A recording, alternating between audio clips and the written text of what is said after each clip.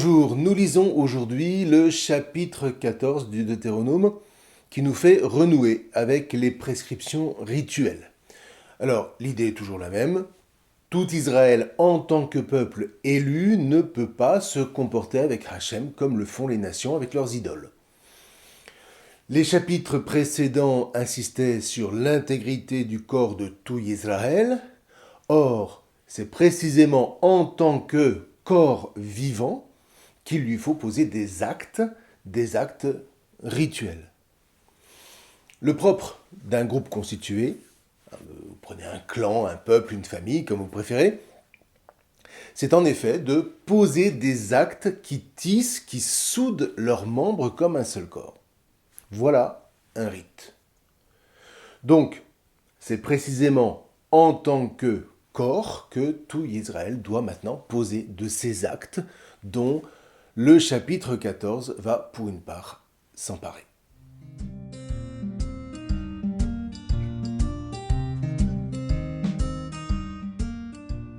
Vous êtes des fils pour Hachem. Ainsi commence le chapitre 14, et ça n'a rien d'anodin. Comme tel, cette apostrophe surprend un peu parce qu'on ne la trouve nulle part ailleurs. Quand l'idée surgit chez les prophètes ou à leur suite au début du Deutéronome, elle est toujours suivie d'un trait d'amertume.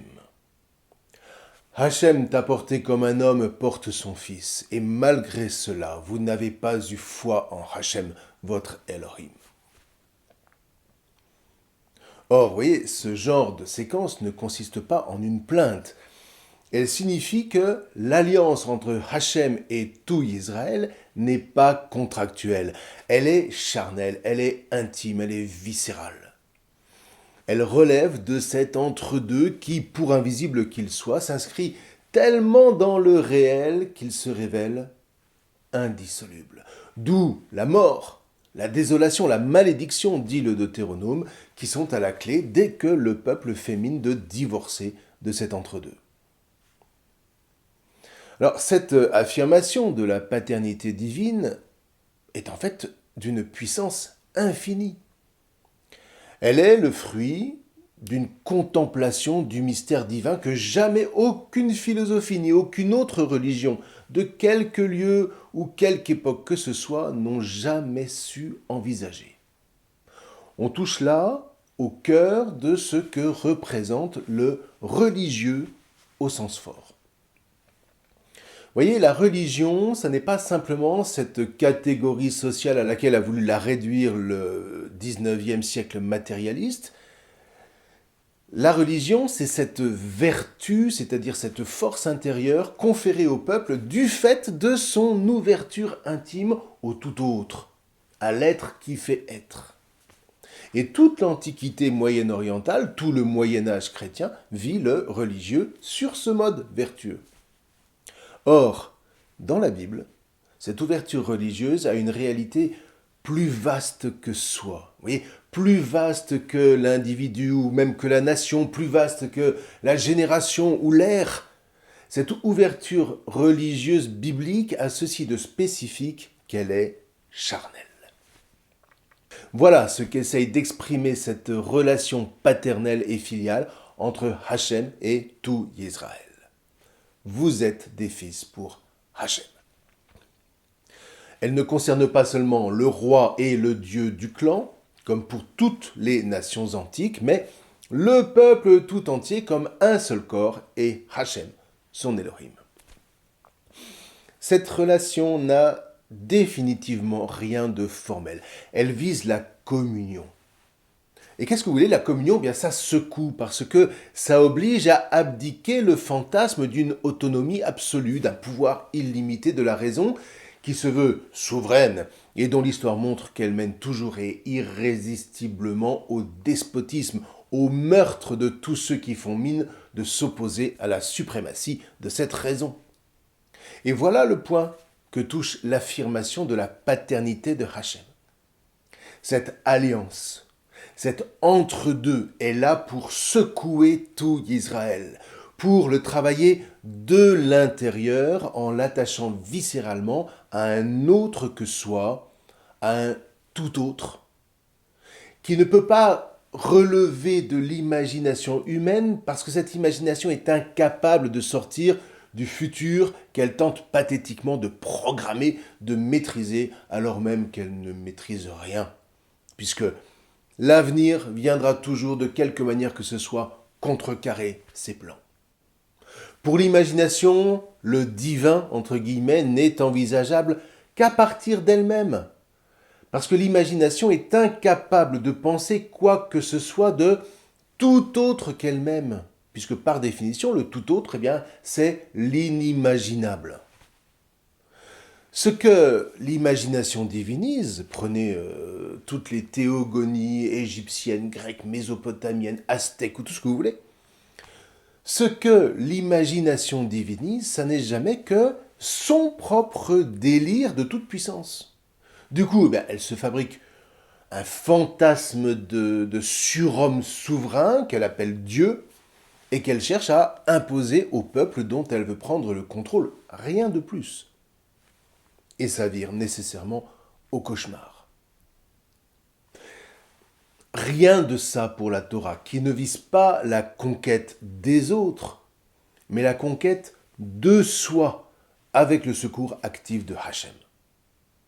La Torah ne cherche pas à envahir d'autres nations, n'oublions pas que ce récit de montée de Mitzraïm jusqu'en Canaan en tant que tel est une épopée, rédigé au 6e, 5e siècle avant Jésus-Christ pour motiver les Juifs exilés. Alors sinon à revenir, au moins à rester attachés à Jérusalem.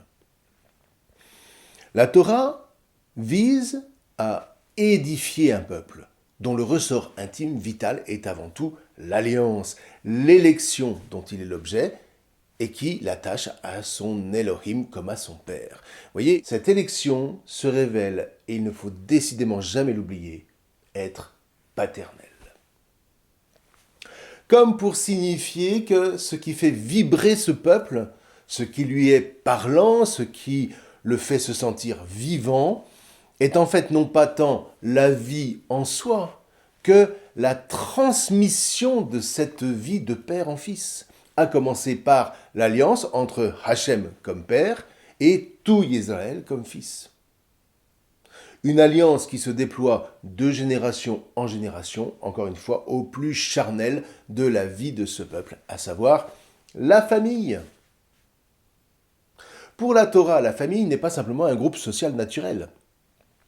Elle est le lieu de tout un jeu d'entre-deux qui relèvent tous d'une élection, en particulier l'entre-deux père-fils, où se joue la transmission de la mémoire. La Torah montre d'une part que toute paternité, y compris divine, relève en son fondement d'une élection par laquelle paraît le Fils. Ce qui signifie que pour la Torah, toujours, élection et adoption sont synonymes. Que le fils soit de naissance ou d'adoption, sa qualité de fils relève d'une élection paternelle et ne sait se déployer qu'à l'intérieur de cet entre-deux, père-fils. Alors, vous me direz, et la mère dans tout ça? La mère est essentielle en ce qu'elle constitue le ciment de l'entre-deux père-fils. Pour le dire en deux mots, c'est elle, et personne d'autre, qui dira au fils « Voici ton père ». Sans elle, adieu la relation père-fils. Mais bon, allez, ça n'est pas notre objet aujourd'hui. Cette part de la mère est suffisamment primordiale pour être l'objet d'une vidéo à part entière qui viendra en son temps. En attendant, gardons à l'esprit qu'on n'est pas ici dans l'ordre moral. Encore une fois, on est dans l'ordre de la chair qui vise la communion d'être comme élan de vie. Être père et fils exprime magnifiquement une telle communion inscrite à même la chair, dans une mémoire qui se transmet et qui se reçoit. Elle est la trame de l'autre temps, où se bâtit dès ici-bas l'éternité. Alors, ceci dit, tout ça n'efface pas le fait que Hachem soit présenté comme roi au chapitre précédent. Cette dualité roi-père est même très cohérente avec l'Antiquité moyenne-orientale où le roi se présente toujours à son peuple comme un père.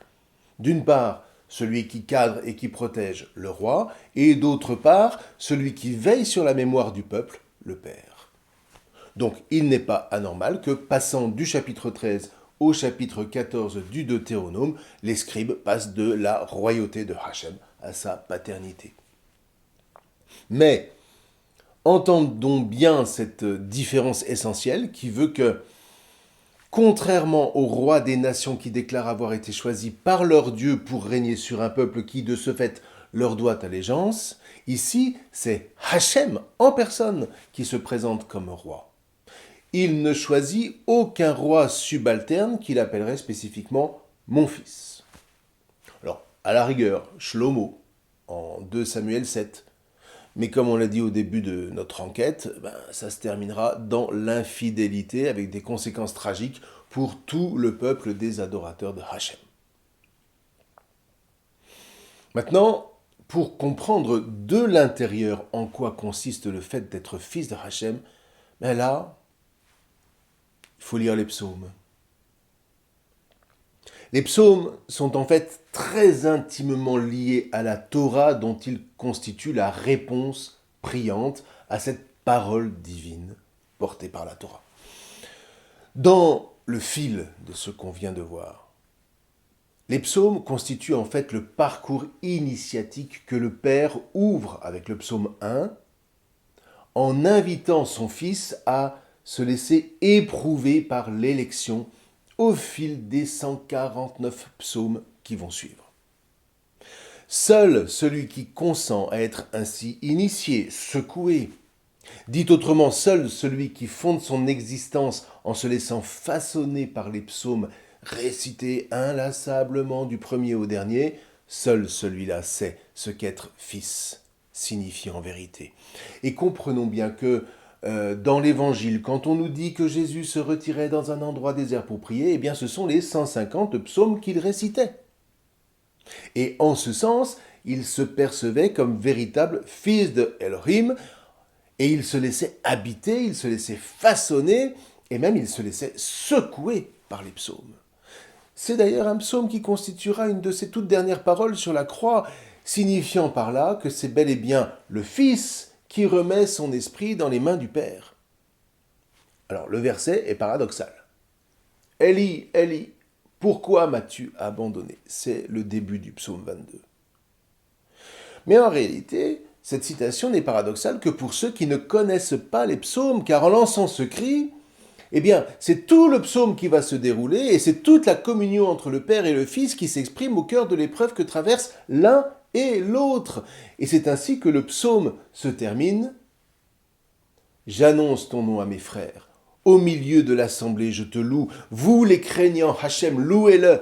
Toute la descendance de Jacob, glorifiez-le. Redoutez-le, toute la descendance de Yisraël, car il ne méprise pas, il ne repousse pas l'humiliation de l'humilié. Il ne voile pas sa face loin de lui, son appel vers lui. Il l'entend.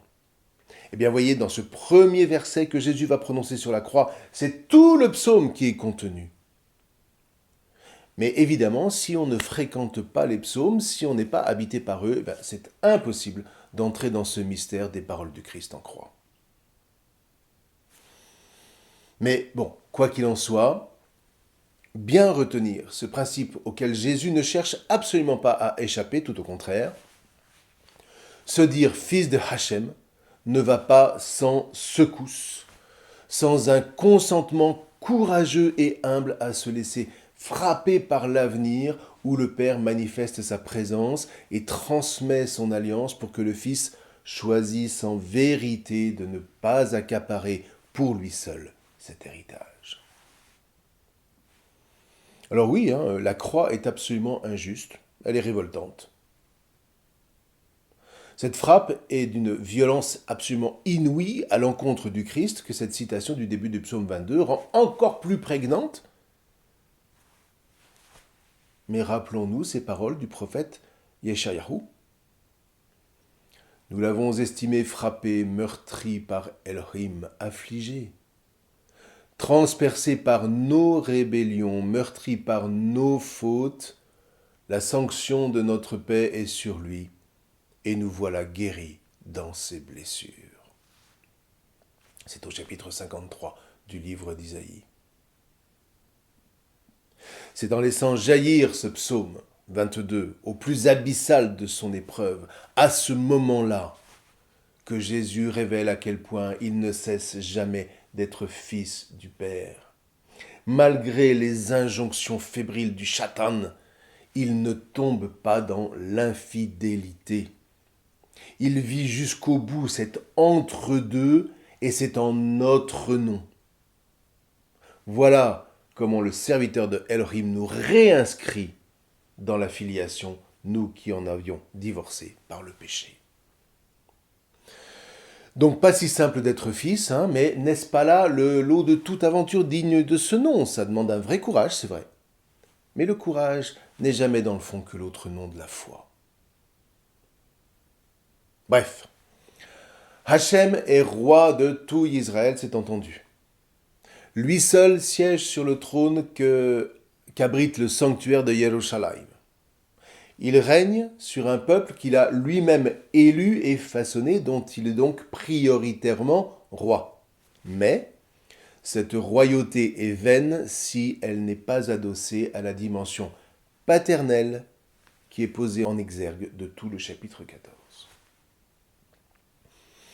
Ceci dit, la suite immédiate de l'apostrophe inaugurale surprend à son tour, mais si vous le voulez bien, nous verrons cela la prochaine fois.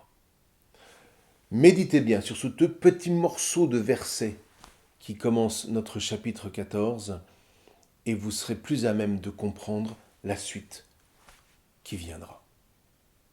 Je vous remercie.